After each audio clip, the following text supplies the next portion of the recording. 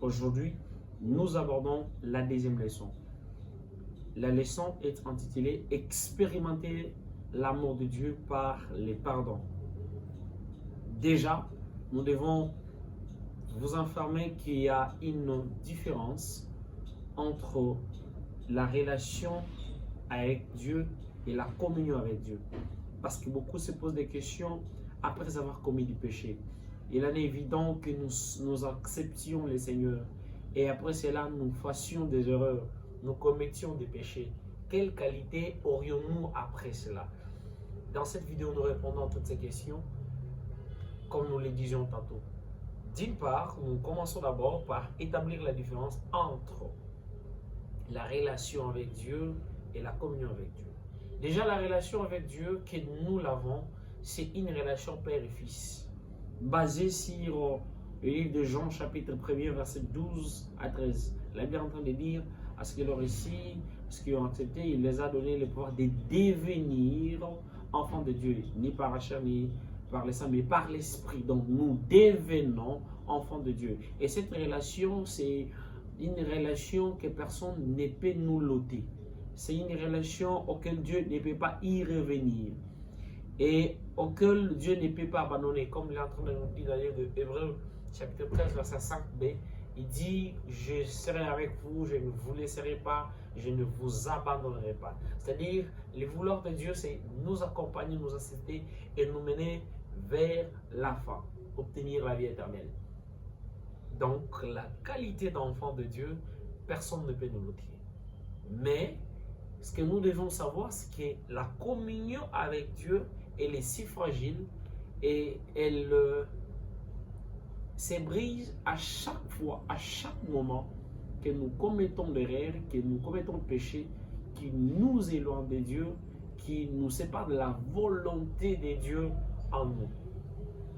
C'est en ça que nous sommes venus enseigner aux enfants de Dieu pour dire qu'à chaque moment que vous constatez que votre communion n'est plus la même avec le Seigneur, votre marche n'est plus dans les rails, il faut apprendre à revenir auprès du Père et continuer, parce que étant enfant, il y a d'autres enfants qui sont enfants de telle famille et telle autre, mais la communion n'est plus la même.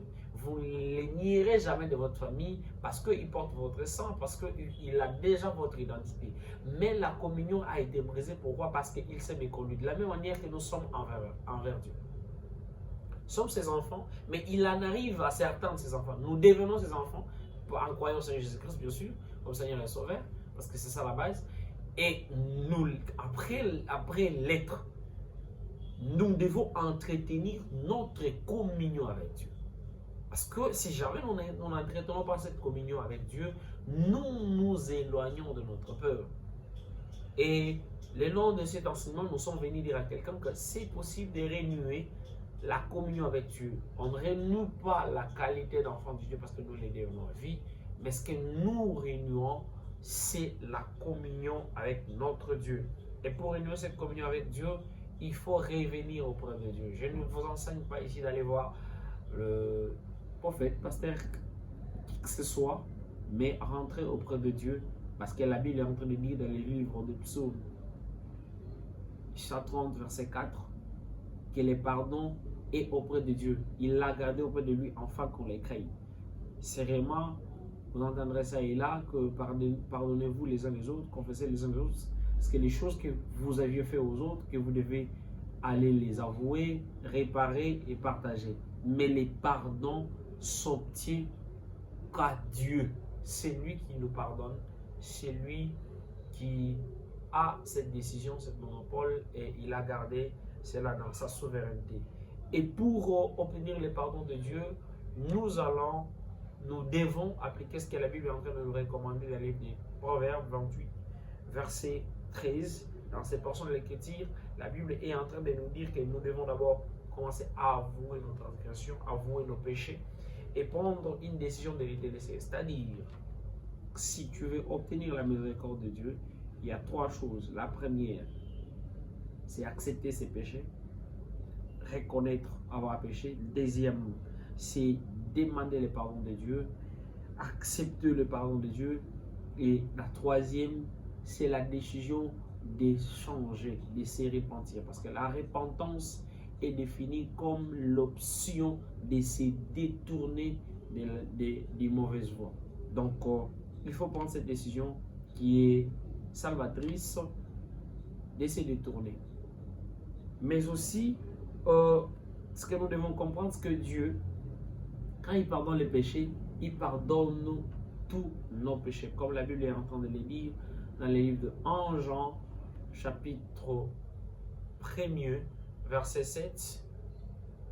Même vous sautez un verset, la Bible est en train de répéter que peu importe vos péchés, revenez à Dieu. Et quand vous revenez auprès de Dieu, c'est que Dieu nous purifie. Parce que quand vous revenez auprès de Dieu, vous allez comprendre que Dieu, par son sang, il nous sanctifie et il nous rend encore accessibles. Voilà, donc il faut de temps à autre revenir auprès de Dieu, s'approcher de Dieu avec assurance. D'ailleurs, c'est ce que nous dit Hébreux chapitre 4, verset 16. Il dit, approchez-vous du trône de la grâce avec assurance. Quand vous venez demander de miséricorde auprès de Dieu, venez avec assurance que Dieu va te pardonner. Il ne faut jamais que le poids de la culpabilité puisse peser dans vos esprits, parce que c'est le travail du diable qui essaie de vous faire comprendre que ce que vous avez commis comme péché est impardonnable. Non. Dieu n'a pas de limite. Il peut te pardonner. Reviens à sa présence. Renoue cette communion avec lui. Rétablis ta communion avec le Seigneur. Il est prêt et il t'attend. Et cette communion que nous devons comprendre qu'il y a aussi la communion que nous devons réparer, c'est nos relations avec les hommes. Elle est bien en train de nous dire dans le livre de Matthieu que si tu viens dans la présence de Dieu, là je suis dans le livre de Matthieu chapitre 5, verset 23 à 24, là on te dit que tu venais chercher Dieu, que tu te rends compte que tu as un problème avec ton prochain. La Bible dit, tu déposes ton enfant, va d'abord arranger avec ton prochain pour revenir auprès de Dieu. C'est-à-dire que pour obtenir les pardons, on doit aussi être des personnes qui sont à mesure de pardonner les autres. Parce que la Bible est en train de nous dire dans ce même livre de Matthieu chapitre 18, verset 15 à 17, la Bible est en train de nous monter, là on nous montre la procédure de réconciliation. Il faut chercher ton voisin, si tu as un problème avec lui, parle avec lui. Si à deux, vous ne parvenez pas à résoudre c'est différent. Donnez cette charge à 2 ou 3 témoins qui peuvent vous aider à vous réconcilier. Et si jamais vous n'aboutissez pas, vous allez parler à l'église, parler à votre pasteur. Et en arrivant à votre pasteur, si jamais, je sais qu'il va entendre, mais si jamais il n'entendrait pas, c'est comme ça que la Bible nous dit de considérer cette personne qui n'a pas accepté la réconciliation comme païen. Mais déjà la procédure pour demander pardon, c'est que nous devons aller vers la personne avec qui on a un différend et arranger à l'amiable. Parce que la Bible établit un principe que plusieurs ignorent et que nous sommes mesurés à la mesure dont nous mesurons les autres. Matthieu chapitre 6, verset 14 à 15, la Bible est en train de nous expliquer que autant que nous pardonnons, c'est de la même manière que nous sommes pardonnés. Sois capable de libérer les autres et tu seras libéré par les autres. Sois capable de pardonner sur la terre et au ciel, on te pardonnera également. Sois capable de ôter dans ton cœur les gens que tu as gardés captifs et Dieu t'ôtera aussi la captivité de tes péchés. Les principes à établir, c'est qu'il faut voir la personne, il faut lui expliquer comment ça s'est passé. Et après avoir parlé avec cette personne-là, et s'il ne s'en tient pas, demandez de témoins. Si jamais avec vous, ça n'arrive toujours pas, demandez l'avis de l'église, parlez-en à l'église pour arranger. Et si jamais c'est là, ne se tient pas, là, vous serez quitte de cette personne.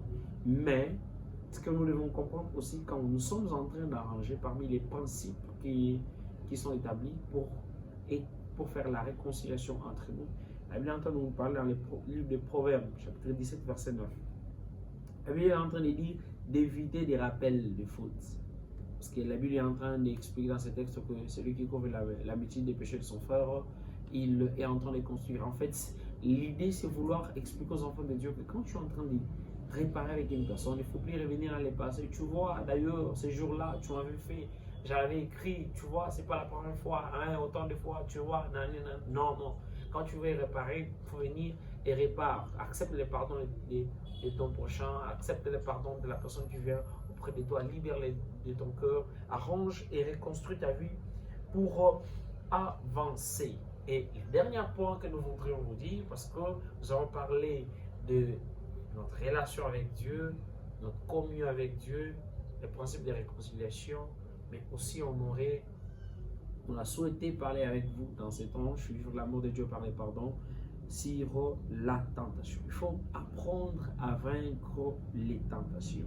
Et là, déjà de base, on doit comprendre que Dieu n'est pas à l'origine de nos tentations. Parce que plusieurs en ignorent. Ils pensent que quand ils sont tentés, c'est Dieu qui les tente. Non, la Bible est en train de dire dans le livre de Jacques chapitre 1er, verset 15, si vous commencez même au 13e verset, la Bible est en train d'expliciter, en train de dire que personne ne puisse dire que quand il est tenté, que Dieu le tente. Non.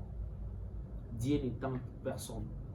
Et la Bible dit expressement d'ailleurs très, très clair que Dieu ne tente personne en mal. C'est-à-dire quand tu es tenté, il ne faut jamais te faire l'illusion de penser que c'est Dieu qui te tente. Non, Dieu ne tente personne. Dieu ne tente personne. Et par contre, nous sommes tentés par notre propre convoitise. C'est la chose que tu convoites le plus qui te tente, qui te fait tomber. Et à cela, la Bible est claire. 1 Corinthiens chapitre 10, verset 13, la Bible dit qu'il n'y en a pas de tentations ni de péchés qui sont au-dessus de l'homme.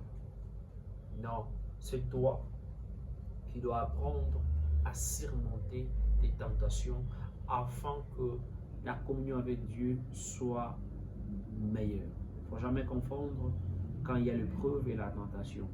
Quand il y a tentation, c'est tentation et c'est tes convoitises qui t'amènent à tomber. Et quand il y a l'épreuve, c'est Dieu qui est en train de faire son œuvre en toi, qui est en train de t'aiguiser, qui est en train de préparer pour une nouvelle saison et pour la mission auquel il te prépare. Que Dieu vous bénisse. Soyez abonnés.